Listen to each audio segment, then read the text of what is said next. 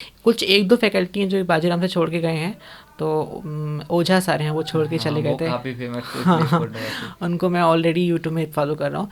तो वो छोड़ के बाजीराम चले गए हैं और 1-2 चले गए हैं मेरे ख्याल से, बाकी सारे फैकल्टीज़ बाजीराम के वही पुराने फैकल्टी हैं। ये सबसे ज़्यादा कन्फ्यूज़न एस्पिरेंट्स के अंदर होता है। जी। तो यहाँ पे बाजीराम में इंस्टॉलमेंट नहीं है, यहाँ पे एक ही बार में करनी पड़ती है। जैसे बाकी कोचिंगों में इंस्टॉलमेंट में होता है, यहाँ पे इंस्टॉलमेंट नहीं है। बाजीराम तो कम्प्लीटली इंग्लिश है, बोलचाल भी इंग्लिश में है और नोट्स वगैरह जो भी चीज़ें होती हैं वहाँ पे कम्प्लीटली इंग्लिश है, हिंदी कोई यूज़ नहीं होता।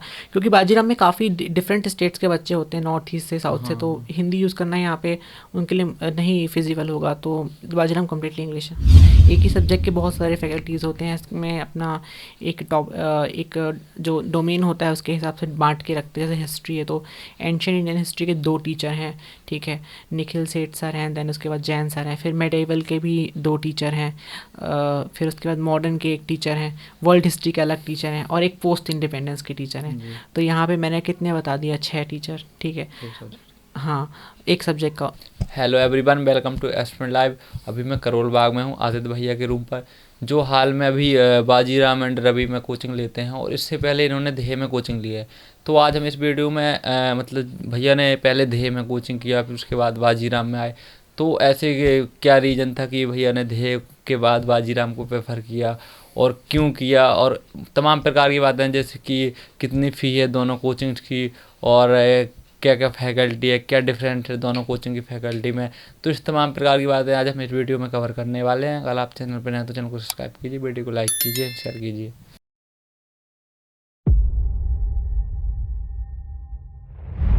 सबसे पहले भैया अपना नाम और मीडियम बताइए। मेरा नाम आदित्य पांडे है, मैं इंग्लिश मीडियम से पढ़ाई किया हूँ अपना ग्रेजुएशन। जी, और आपने कोचिंग लिया अभी कोई? बाजीराम में नवी मेरी कोचिंग कंटिन्यू चली रही है। जी, जैसे कि आपने बाजीराम एंड रवि में कोचिंग लिया है, तो आपने इसको कब लिया था, कब क्यों लिया? और मैंने अभी अप्रैल में इस साल ज्वाइन किया है, जो सबसे शुरू वाला बैच स्टार्ट होता है 2022 के लिए। तो मैंने तभी कोचिंग लिया है, और क्योंकि मुझे सारा सिलेबस कंप्लीट करना था 1 साल के अंदर, तो इसलिए मैंने यहाँ पे लिया। तो इसका एडमिशन प्रोसेस और फी वगैरह कितना है? फ़ी स्ट्रक्चर तो इसका 1,65,000 है जीएस के लिए। और एडमिशन प्रोसेस ऐसा होता है कि जिस दिन एक टाइम दे देते हैं कि इस डेट को एडमिशन होना है, देन आपको उस दिन वेबसाइट खोल करके वो पूरा लिंक होती है। ऑनलाइन? हाँ, ऑनलाइन रजिस्ट्रेशन होता है। रजिस्ट्रेशन में आपको क्या करना पड़ता है कि आपको 1000 नहीं, रजिस्ट्रेशन में आपको ये करना पड़ता है कि आपको 1000 फ़ी पे करनी पड़ती है, और आपका रजिस्ट्रेशन हो गया तो फिर आपको टोकन मिलता है, ठीक है। वो आप टोकन लेकर के, कोई डेट होती है कि फिर आप या फिर ऑफलाइन या ऑनलाइन आप जा करके फिर आप पूरी फ़ीस पे करते हो, 1,65,000, और फिर आपको जो है एडमिट कार्ड मिलता है। तो सबसे पहले 1,000 रुपये दे करके रजिस्ट्रेशन करा के आपको टोकन लेना पड़ता है। तो यहाँ पे टोकन लेने का कॉन्सेप्ट है। जैसे कि आपने बोला कि 1,65,000 रुपये फ़ी लगा, तो आपको जितनी सारी जो फ़ी थी एक बार में जमा करनी पड़ती है कि देखा जाए तो थोड़ी थोड़ी हाँ, करके? ये सबसे ज़्यादा कन्फ्यूज़न है पेरेंट्स के अंदर होता है। तो यहाँ पे बाजीराम में इंस्टॉलमेंट नहीं है, यहाँ पे एक ही बार में करनी पड़ती है। जैसे बाकी कोचिंगों में इंस्टॉलमेंट में होता है, यहाँ पे इंस्टॉलमेंट नहीं है। तो इसके बाद जैसे कि आपने बताया कि मैंने ऑनलाइन जाकर रजिस्ट्रेशन किया, तो जो आपको टोकन मिलता है तो अगले दिन का मिलता है कि आपको वो डेट देते हैं कि आपको इस डेट पे आना है टोकन ले? एक डेट देते हैं एडमिशन की, जी। 10 दिन का टाइम देते हैं कि मान लो कि 10 तारीख से लेकर के 20 तारीख तक के बीच में एडमिशन होगा, तो आपको टोकन लेके जाना है।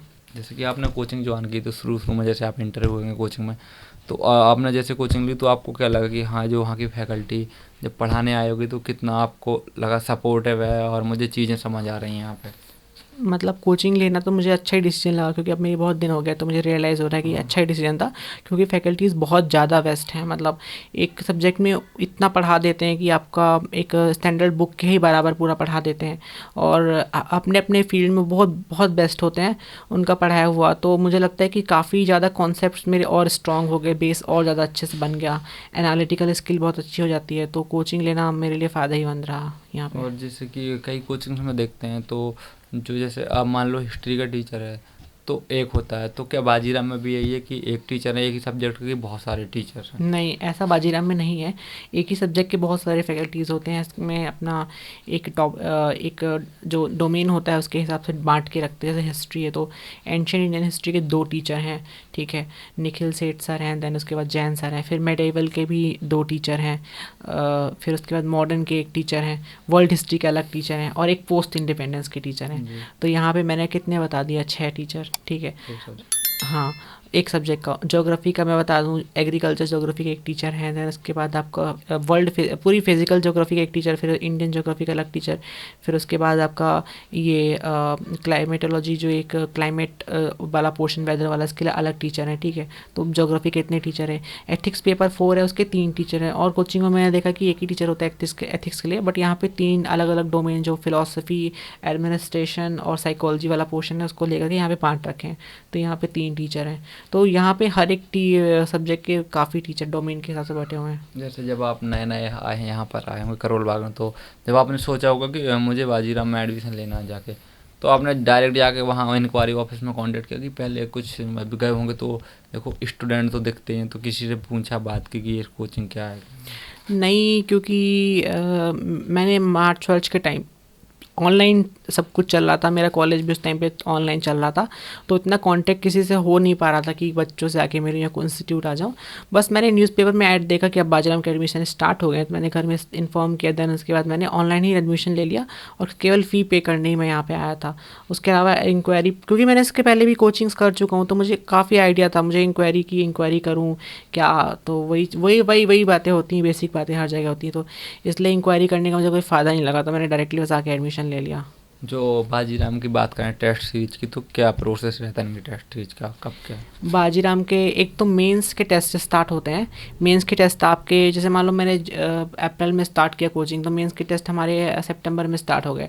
तो सितंबर से लेकर के ये पूरा जो सितंबर से लेकर के पूरा प्रीलिम्स के पहले तक जो है, जैसे मान लो जून में प्रीलिम्स है तो मार्च तक जो मेंस के टेस्ट होंगे, तो उसमें हर 10 दिन 8 दिन का एक सिलेबस होता है, उसमें एक सब्जेक्ट के क्वेश्चंस आते हैं। ये मेंस की टेस्ट सीरीज़ होती है। दूसरे प्रीलिम्स की टेस्ट सीरीज़ होती है, जैसे अभी दिसंबर में स्टार्ट हुई है, तो ये चलेगी हमारी पूरी मई तक चलेगी। तो ये प्रीलिम्स की टेस्ट सीरीज़ ऐसे होती है। और अब हम इसके अलावा टेस्ट सीरीज की बात करें मैगजीन की, तो इनकी मैगजीन का क्या मंथली आती है, इनकी साप्ताहिक मैगज़ीन आती है मंथली, उसका नाम रिसाइटल है। तो उसमें काफ़ी जो भी महीने के टॉपिक्स होते हैं, जो फेमस टॉपिक होते हैं, उनको प्रीलिम्स और मेंस पर्सपेक्टिव से कवर करके रखते हैं ये। जैसे कि आपने अभी टेस्ट सीरीज जो मैगजीन की बात की, तो क्या आप इनकी टेस्ट सीरीज लेते हैं कि आपको क्या लगता बैंक के टेस्ट भी प्रैक्टिस करता हूँ। जो प्रैक्टिस क्वेश्चंस होते हैं वो आपके रिवीजन करने में मदद कर देते हैं, कॉन्सेप्ट क्लियर करने में। आपको पता चल जाता है कि आपने कितना जो पढ़ा है वो रिफ्लेक्ट कर पा रहे हो। बट एक एग्ज़ाम ओरिएंटेड मैंने टेस्ट सीरीज रिवीजन है इसके लिए। जी। और जैसे कि आपने बोला कि इतना फीस लगा, तो क्या ये जो टेस्ट सीरीज आपको कोचिंग प्रोवाइड कराती है, इसका फ़ी अलग से ले दिएगी, उसी में इंक्लूडेड होता नहीं, टेस्ट तो इनके साथ में इंक्लूडेड है। प्रीलिम्स के टेस्ट, जो जी। मेंस के टेस्ट होते हैं, वो जो प्रीलिम्स क्लियर करने के बाद आप मेंस के टेस्ट दोगे, वो आपको अलग से यहाँ पे खरीदना पड़ेगा। कितना फ़ी लगता है उसका, आपको कुछ आइडिया? उसका मुझे फ़ी का कोई आइडिया नहीं, बट जो इंटरनल स्टूडेंट्स होते हैं, जैसे हमने यहाँ पे ऑलरेडी हैं स्टूडेंट, तो हम लोग कुछ फ़ीस का रिलैक्सेशन मिलता है। और इसके बात करें हम तो ऑप्शनल सब्जेक्ट की फ़ी की, तो कितना है? ऑप्शनल सब्जेक्ट तो बाजीराम में सारे सब्जेक्ट की 50,000 है। जी। तो आपने ऑप्शनल लिया है अभी? मैंने ऑप्शनल यहाँ पे कोचिंग नहीं लिया, तो मैं किसी और फैकल्टी से लूँगा ऑप्शनल को। अब बात करते हैं कि अभी बीच में काफ़ी कंट्रोवर्सी चली बाजीराम की, मैंने भी सुना, बहुत सारे स्टूडेंट से सुना, और सोशल मीडिया पे भी सुनने को देखने को मिला कि जो बाजीराम की फैकल्टी थी तो काफ़ी बाहर हो चुकी है, अदर कोचिंग में जा चुकी है।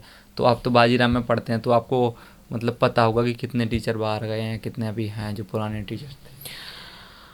कंट्रोवर्सीज़ तो काफ़ी हुई हैं, पूरा 2020 ही पूरा कंट्रोवर्सी से भरा हुआ था। लेकिन मैं जब यहाँ पे एडमिशन लिया तो मुझे वही पुराने टीचर मिले जो मतलब बोलते हैं, टॉपर्स बोलते हैं। और मैंने देखा था बाजीराम पढ़ाते हैं, जैसे कि एथिक्स के पाठक सर हैं, विजन सर हैं, वैशाली मैम इन्वायरमेंट की हिस्ट्री के टीचर हैं सारे। कुछ 1-2 फैकल्टी हैं जो बाजीराम से छोड़ के गए हैं, तो ओझा सर हैं, वो छोड़ के चले गए थे। काफ़ी फेमस हाँ, उनको मैं ऑलरेडी यूट्यूब में फॉलो कर रहा हूँ, तो वो छोड़ के बाजीराम चले गए हैं, और 1-2 चले गए हैं मेरे ख्याल से। बाकी सारे फैकल्टीज़ बाजीराम के वही पुराने फैकल्टीज़। जब मैंने कोचिंग ज्वाइन किया, मैंने देखा सारे पुराने फैकल्टीज़ हैं। तो मुझे जो सोशल मीडिया में जो एक चलता है, नैरेटिव चलता है, और वो यहाँ पे तो बहुत डिफरेंस मुझे दिखा कि नहीं ऐसा नहीं है, पूरा पुराने टीचर्स अभी भी यहाँ पे। तो जैसे कि जो नए स्टूडेंट है बाजीराम में कोचिंग एडमिशन लेना चाहते हैं, तो आप क्या सजेशन देना चाहिए कि उनको कोचिंग में एडमिशन लेना चाहिए नहीं लेना चाहिए, क्योंकि बहुत से कुछ लोग वो आते हैं दिल्ली आके मिसगाइड हो जाते हैं। देखिए, अगर आप कोचिंग का फ़ायदा ये होता है कि आप जितना भी पढ़े होते हो वो एक का कंसोलिडेट हो जाता है, एक जगह हो जाता है कि आप सब कुछ वो हो गया, ठीक है, और एग्ज़ाम ओरिएंटेड प्रिपरेशन हो जाती है। तो अगर आप सेल्फ स्टडी में ये चीज़ कर सक रहे हो कि एक एग्ज़ाम ओरिएंटेड प्रिपरेशन हो जा रही है आपकी, या ऑनलाइन आप जो भी फॉलो कर रहे हो उसमें मदद मिल जाए, तो सब सेल्फ स्टडी कर सकते हो, उसमें कोचिंग जरूरत नहीं है। लेकिन आपको लगता है कि कोचिंग लेने की ज़रूरत है, आपको हेल्प की ज़रूरत है, तो कोचिंग लेने में भी कोई बुराई नहीं, कोचिंग भी कर सकते हो, उसमें हेल्प ही मिलती है। जब भी आपको टीचर मिलता है तो पॉजिटिव ही चीज़ होती है, तो वो चीज़ है। लेकिन जब आप ऑनलाइन पढ़ते हो तो एक ये चीज़ होती है कि वहाँ पे आपको बहुत लिमिटेड करना पड़ता है, क्योंकि ऑनलाइन में का नुकसान ये होता है ना कि आप रिवीजन नहीं कर सकते हो उतना। आपने ऑनलाइन तो फॉलो कर लिया, बट आप वही मल्टीपल बार वो चीज़ कैसे खोलोगे, कई बार वीडियो देख ले पता नहीं चला कि हाँ वीडियो क्या, ये चीज़ होती है। लेकिन बाजी यहाँ पे कोचिंग करने में क्या होता है, एक बार कोई टीचर है, आपने उनसे कुछ लिखा, फिर दोबारा आप टीचर से मिले तो आप कोई चीज़ भूल गई थी, दोबारा आप उनसे बोल करके हैंड आउट वगैरह मांग सकते हो, ये चीज़ होती है।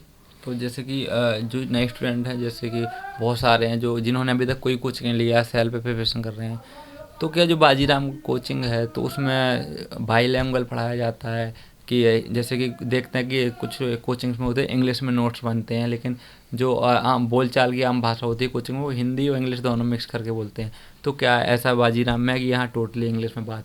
बालजीराम तो कम्प्लीटली इंग्लिश है, बोलचाल भी इंग्लिश में है, और नोट्स वगैरह जो भी चीज़ें होती हैं वहाँ पे कम्प्लीटली इंग्लिश है, हिंदी कोई यूज़ नहीं होता, क्योंकि बाजीराम में काफ़ी डिफरेंट स्टेट्स के बच्चे होते हैं, नॉर्थ ईस्ट से, साउथ से, तो हिंदी यूज़ करना यहाँ पे उनके लिए नहीं फिजिबल होगा, तो बाजीराम कम्प्लीटली इंग्लिश है। ओके, थैंक यू भैया। जैसा कि आपने देखा कि भैया ने जो बाजीराम का था, जो जो भी नए स्टूडेंट इसमें एडमिशन लेना चाहते तो सारी बातें बताएं कि कितना फ़ी है, क्या प्रोसेस रहता है एडमिशन का, और फैकल्टी कितनी सपोर्टिव है, बहुत तमाम प्रकार की बातें हैं जो हमने इस वीडियो में कवर की हैं। अगर आप चैनल पर हैं तो चैनल को सब्सक्राइब कीजिए, वीडियो को लाइक कीजिए, शेयर कीजिए। जय हिंद।